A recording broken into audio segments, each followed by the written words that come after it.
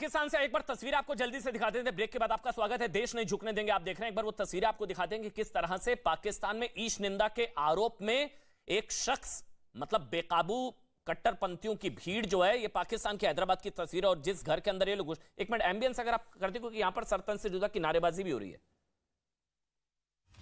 ये आपको बता दें, ये भीड़ आप देख रहे हैं, दरअसल ईश निंदा का आरोप लगाया अशोक कुमार, जो कि अशोक जिनका नाम है, सफाई कर्मी है। और वहां पर ये देखिए, ये जो आप देख रहे हैं, ईश निंदा का आरोप लगा के मॉब लिंचिंग की कोशिश, सैकड़ों की संख्या में लोग घर के बाहर पहुंचे। बाद में पता लगा एक मुस्लिम महिला ने धार्मिक किताब जलाई थी, वो भी एक अलग, ये भी पाकिस्तान की मीडिया रिपोर्ट कर रही है। ये देखिए, सुनिए, ऑडियो सुनिए।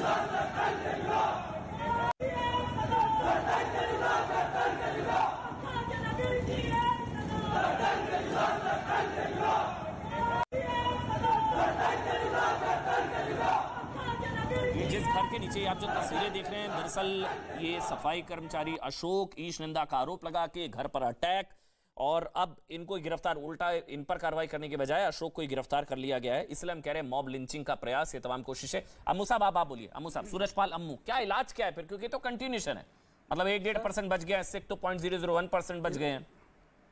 अम्मू साहब, सूरजपाल अम्मू। नहीं, सिख परिवारों के साथ हिंदू परिवारों के साथ आज से जब 14 अगस्त 1947 से पहले और उसके बाद से लगातार हो रहे हैं। ये कह रहे थे चीमा साहब, जालिम कौन? जालिम जिन्ना, मुशर्रफ और भुट्टो परिवार बताएगा जालिम कौन। मेरे देश के प्रधानमंत्री को जालिम का तो शर्म नहीं आती आपको? जालिम वो लोग हैं जिन्होंने 10 लाख हिंदुओं की हत्या कर दी, सिखों की हत्या कर दी। जालिम वो लोग हैं जिन्होंने 10,000 बेटियों के साथ 14 अगस्त की रात को बलात्कार कर दिया। जालिम वो लोग हैं जिन्होंने हिंदुओं को घरों को लूट लिया।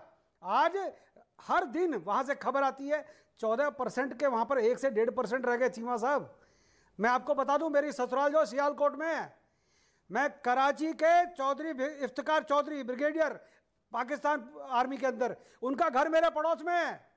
पंजाब प्रांत की बार काउंसिल की प्रेसिडेंट है फरा एजाज, वो मेरे घर आई है अभी आज़ादी के बाद। अब उनको कितना हमने सम्मान किया, कितना किस प्रकार से हम उनका सम्मान देते हैं, उनसे पूछेगा। परंतु आप हिंदुओं का दमन, सिखों की बेटियों के साथ बलात्कार, नरसंहार कर रहे हैं, अशोक के घर पे चढ़ रहे हैं, एक गरीब के घर पे। अरे आप यहां पर आकर लेक्चर देते हैं, मन में आपके जहर पड़ा है। मेरा देश का प्रधानमंत्री नरेंद्र भाई मोदी 22 करोड़ मुसलमानों का सम्मान कर रहा है, उनकी इज्जत कर रहा है, और आपका देश का प्रधानमंत्री और आप लोग क्या कर रहे हैं चीमा साहब? अरे शर्म करो भाई, कहीं इंसानियत बची है क्या? अगर इंसानियत बची है तो कुछ ऐसे काम करो जिससे कि दोनों मुल्क नजदीक आए। आप जालिम कहते हो, जालिम आप लोग हैं। आप लोगों के अंदर हया शर्म नहीं है। हम छोटे भाई का दर्जा देते थे पाकिस्तान का, परंतु आप लोग तो कसाई है, बेटियों के साथ बलात्कार करेंगे।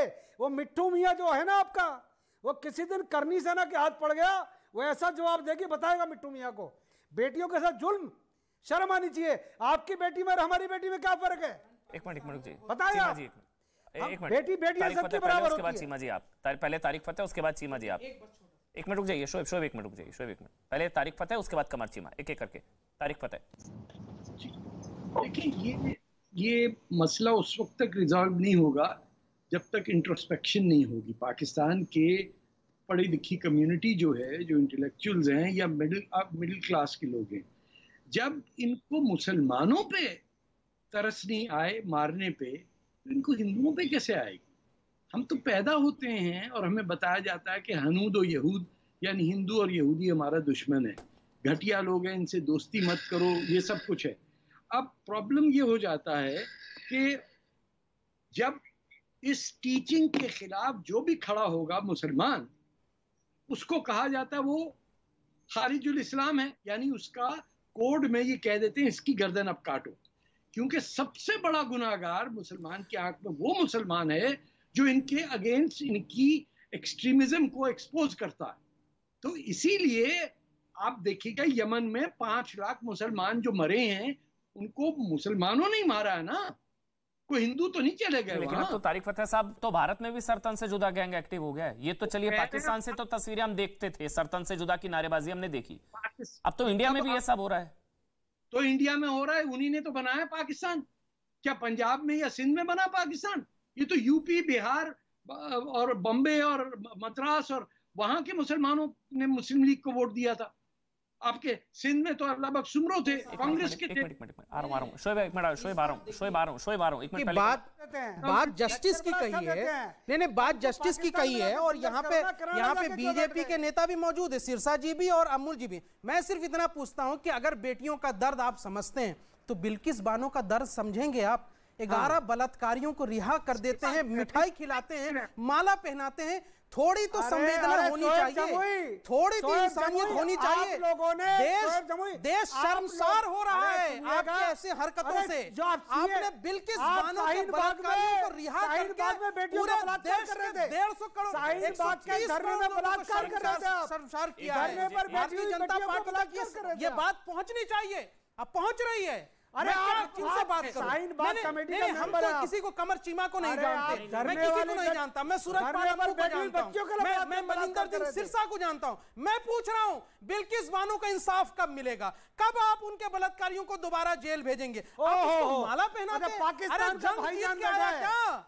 एक बलात्कारी जंग जीत के नहीं आया है, उसको माला पहनाया जा रहा है, अरे सुनिएगा, खिलाई जा रही है। पाकिस्तानियों को बता रहे हो क्या? अरे पाकिस्तानियों को बता रहे हो क्या? इस पर भी बोल लीजिए, पाकिस्तानियों को बता रहे हो दीजिए कि बेटी का दर्द ये होता है। बेटी से संवेदना है ना, बचाओ। अगर इतनी बिल्किस बानो के लिए खड़े हो जाओ। एक मिनट रुकिए, शोएब जमुई देशद्रोही है आप। अमू साहब एक मिनट, नहीं ये है कंसर्न मेरे लिए। नहीं अमन जी, ये मेरे लिए बहुत इमोशनल है, बहुत इमोशनल है को देखकर। एक चीज, जब आप डिबेट में आए थे ना, जब आप डिबेट में आए थे, मुझे पूरा भरोसा था पाकिस्तान को कवर चीमा साहब को देखकर कवर फायर नहीं दे रहा, बचाएंगे, मैंने जितना उनको कंडेम किया आप है, हमारे अंदरूनी मामले को भारत पाकिस्तान से जोड़ेंगे। कंडेम नहीं किया आप हमारे अंदरूनी मामले को, आप पाकिस्तान को कवर फायर देंगे। चीमा साहब के चेहरे पर मुस्कान आज आपकी वजह से कभी उठाया बिल्किस बानो के मामले में? चीमा साहब उन्हें पता है भारत में भी बैठे हैं, स्लीपर सेल भारत में भी है। उस पे बस बचा लिया आपने। बिल्किस बानो पे डिबेट नहीं ना किया अमन जी, हो गई नहीं ना की, ठंड पड़ गई सर, क्योंकि आपको मालूम था कि बिल्किस बानो पे डिबेट नहीं करते, इसलिए शोएब जमई को आवाज उठानी पड़ती है। शोएब जमई और चीमा जी का चेहरा दिखाइए। शोएब जमई को आवाज इसलिए उठानी पड़ती है क्योंकि हमारे देश आज हम बतौर हिंदुस्तानी बात कर रहे थे, हम बतौर हिंदुस्तानी हम सारे बात कर रहे थे, और आप पाकिस्तान को कवर फायर देने के लिए स्टूडियो में बैठ गए। पाकिस्तान के दो आदमी हैं ना, बचाने के लिए बैठ गए, तारिक फतेह पाकिस्तान से है ना, बैठ गए यहाँ पर, तारिक फतेह पाकिस्तान से है ना, पाकिस्तान से है ना तारिक फतेह, तो ये कमर चीमा के लिए भड़कता है, कमर चीमा और तारिक फतेह ये दो पाकिस्तानी थे, भरोसा था पाकिस्तान दो पाकिस्तानी थे ना वहाँ पे, इनके दिल में आज भी पाकिस्तान है। मुझे ये बिल्किस बानो का केस इसलिए उठाना पड़ता है क्योंकि किसी मीडिया पे मुख्य तौर पे इस पर चर्चा नहीं हो रही, पवन चोपड़ा इस पर ट्वीट नहीं करते, लेकिन बेटी की संवेदना जिनके अंदर होगी, जो शर्मसार होंगे, वो बिल्किस बानो का जरूर समर्थन करेंगे। उन बलात्कारियों को मिठाई मुझे जवाब देने दो ना प्लीज। अमन मैं बोलना चाहता हूं। बोलिए अमू जी, बोलिए। एक मिनट सिरसा जी आ रहा हूं, चीमा जी आ रहा हूं, बोलिए अमू जी। ऐसा है ये जो पाकिस्तानी भाईजान बैठे ना, शोएब जमुई, इन शोएब जमुई के जो भाईजान बैठे चीमा साहब, पाकिस्तान के मेहमान आपके घर में, ब्रिगेडियर आपके घर में, आपा चाचा सब आपके पाकिस्तान में, हमारा तो कोई रिश्तेदारी नहीं है, हम सभी, हमारा तो कोई रिश्तेदारी नहीं है अपने भाई, शांत बस, सम्मान करते हैं, सम्मान, परंतु एक कसाईयों के साथ रिलेशन आपका जाहिर हो गया। इन कसाईयों के साथ जो बहन बेटियों के साथ आज हम पाकिस्तान के मसले पर डिबेट कर रहे हैं, आप अपने अंदरूनी मसले लेकर आए हैं। बिल्किस बानो के बलात्कारियों के साथ हमारा रिश्ता नहीं हो सकता। अरे आप उदयपुर को लेकर आऊं मैं, हमारा के विरोध में उतरा सड़कों पर, पाकिस्तानी सोच के साथ हमारा रिश्ता नहीं हो सकता। लानत भेजता हूं मैं ऐसी मानसिकता पर। उदयपुर के खिलाफ के विरोध में सड़कों पर उतरे नहीं, सब उतरे, कश्मीरी पंडितों के लिए सड़कों पर उतरे? बिल्कुल उतरे, नहीं उतरे। शाहीन बाग मैं तो में कह रहा हूं, जो सिख भाई आप लोगों को शाहीन बाग में जाके अरे शाहीन बाग में पंडितों के समर्थन में यहाँ से नारे लगे हैं। शाहीन बाग में बलात्कार हो रहा धरने में, क्या पता है आपको? सिरसा जी एक मिनट, मनजिंदर सिंह पाकिस्तान में धरने पर बैठी हुई महिला पाकिस्तानी बस ऑडियो शाहीन बाग के मंच से हमने पाकिस्तानी सिखों के समर्थन में नारे लगाए। पता है मुझे, 2019 में ननकाना साहिब में देखिए ना, सिखों को नागरिकता मिलनी ये सबूत है, सिखों को नागरिकता मिलनी चाहिए, सिखों को नागरिकता मिलनी चाहिए। के मंच से भाग रहे हैं, पाकिस्तान को कंडेम किया था, पाकिस्तानी सिखों के समर्थन में नारे लगाए। अरे चुप करो, साहिब के हथियारों को फांसी दो का नारा लगाया। चलिए बस हो गया। ये शोएब, अब एक शोएब चीमार शोएब भाई नागरिकता मिलनी चाहिए हाँ या ना? सिखों को नागरिकता मिलनी चाहिए हाँ ना? हिंदुओं को मिलनी चाहिए हाँ या ना? बिल्कुल मिलनी चाहिए। तो फिर सीए के साथ हैं, पुराने कानून से भी हो सकता है ना? अरे भाई पुराने ऑलरेडी कानून है हमारे पास, कानून है। अब मनजिंदर सिंह सिरसा, उसके बाद कमर चीमा। पहले मनजिंदर सिंह सिरसा, उसके बाद कमर चीमा, एक एक करके बोलेंगे। मुझे अच्छा नहीं लगा शोएब, आज आपने पाकिस्तान के गेस्ट को कवर फायर दिया। कोई कवर फायर नहीं किया है, क्योंकि आपने निभाया अपना रिश्ता। 1-to-1 कराओ कमर चीमा के साथ, निभाया अपना 1-to-1 आज कराओ आपने कमर अपना चीमा के रिश्ता साथ, निभाया। 1-to-1 आज कराओ, आपने दिखा दिया, हीरो बनाएंगे, आपके लिए धर्म बढ़ा है। हीरो बनाएंगे, आज आपने अपना असली रंग दिखाया, आज आपने अपना असली रंग दिखाया। तेरा मेरा रिश्ता क्या, आज आपने असली रंग दिखाया। पाकिस्तान के लोग बच नहीं सकते, माइनॉरिटीज पे जुल्म होगा तो शोएब जमाई बोलेगा, और जो गलत हो रहा है अशोक के साथ भी गलत हुआ, सिख बेटी के साथ भी गलत हुआ।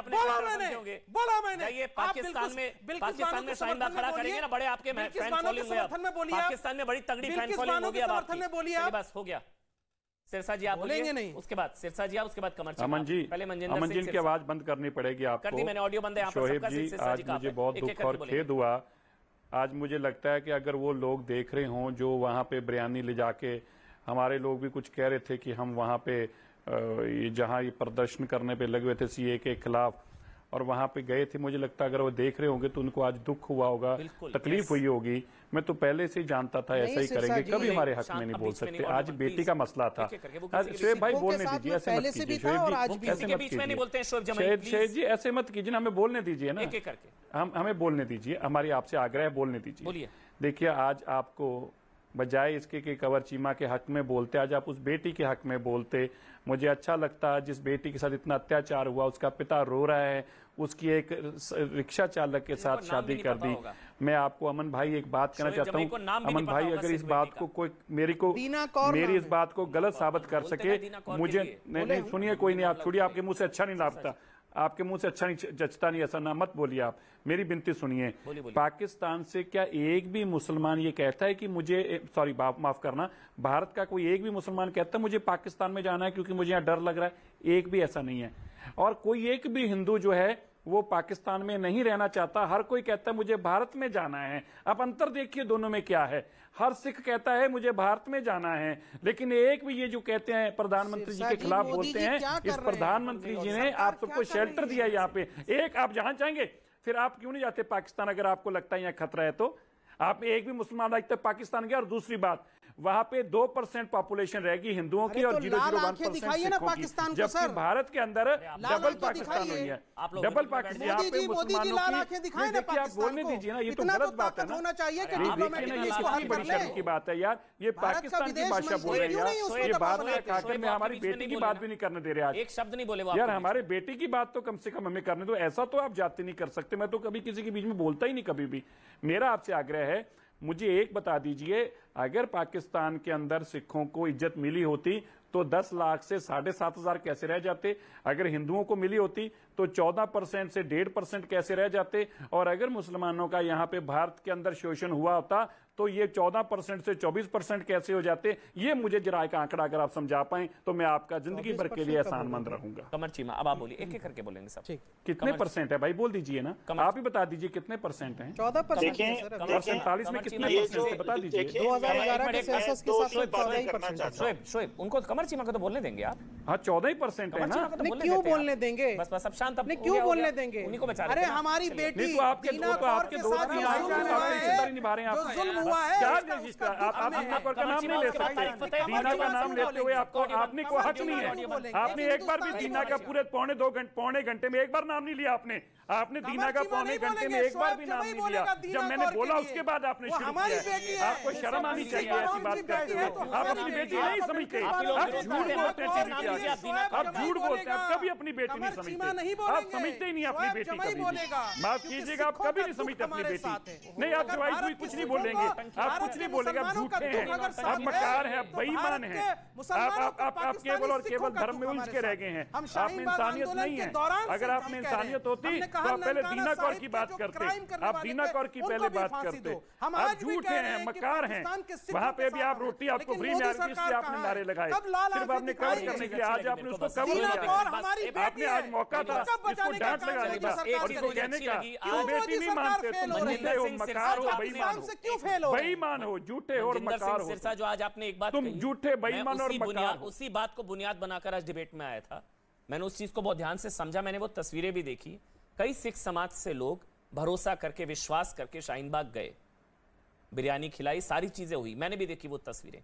आज उनको दुख हो रहा होगा कि हम किनको बिरयानी खिला रहे थे कि वो लोग मेरी सिख बच्चियों को नागरिकता देने के खिलाफ थे। आपने तो सिखों वो लोग, ये शोएब जमाई जैसे लोग, शोएब जमाई जैसे सिख किसानों को आपने आतंकवादी कहा था ना? किसको कहा था? सिख किसानों को वाले को कहा था, जगतार सिंह हवारा को कहा था। आपको नहीं दिखे थे? याद कीजिए, देश जानता है। सिख किसानों को आतंकवादी कहा अमन चोपड़ा जी, बीजेपी ने आतंकवादी कहा सिख किसानों को। दीना कौर का मसला क्यों मारना चाहते हो अमन? दीना कौर के मसले से दूर क्यों जाना चाहते हो अमन? हम यहाँ दीना कौर के मसले के लिए हैं, मुझे और कुछ लेना देना नहीं है। अगर इन्होंने और बातें करनी तो और मेरी डिबेट में जाता हूँ। मुझे दीन जो आज हमारी बेटी के साथ दीना कौर के साथ हुआ, भगवान ना करे किसी के साथ हो, पर मैं एक बात अमन आपको कहना चाहता हूं, हम दोबारा फिर भी कभी किसी की बेटी के साथ ऐसा नहीं करेंगे। कोई हो, हम अपने आप को नहीं बदलेंगे कभी। हम अपनी बेटी ही बाकियों को समझते हैं। ये बोलते टीवी पे कि हमारी बेटी है और कुकर्म करने में सबसे आगे उनका साथ देते हैं। आज इनको यहाँ पे गालियां निकालते हैं। आप गलत बोल रहे हैं। भारत का मुसलमान भारत के सिखों के साथ बहुत पुराना रिश्ता है। भारत का मुसलमान भारत के सिखों के साथ माइनॉरिटीज गंदे लोग हैं। आप बोलिए टीवी चैनल पे वो गंदे लोग हैं। आप बोलिए वो गंदे लोग हैं। नहीं बोलिए फिर वो गंदे लोग हैं। बोलिए उनको गंदे लोग हैं, वो गंदे लोग हैं। बोलिए बरचुंडी में जो हो रहा है, बरचुंडी में कर रहे हैं, वो गंदा आदमी है। बोलिए वो गंदा आदमी है। बोलिए वो गंदा आदमी है। बोलिए मियां मिट्टू गंदा आदमी। बोलिए ना, बोलते क्यों नहीं है? बातें करते बोलते तो नहीं हो आप? शर्म आती बोलते हो? बोलो मियां मिट्टू गंदा आदमी है, बोलिए यहाँ पे। अरे बोल रहा हूँ ना, बोल रहा हूँ मियां मिट्टू नहीं बोलेगा, गंदे लोग हैं जो उसके अबडक्टर हैं, क्या बोलो, क्या शर्मसार किया उसने। कट्टर नहीं है, कट्टर नहीं है, कट्टर नहीं है, गंदे लोग हैं, कट्टर नहीं है। वो लोग जलील हैं, वो बेईमान हैं, वो हैवान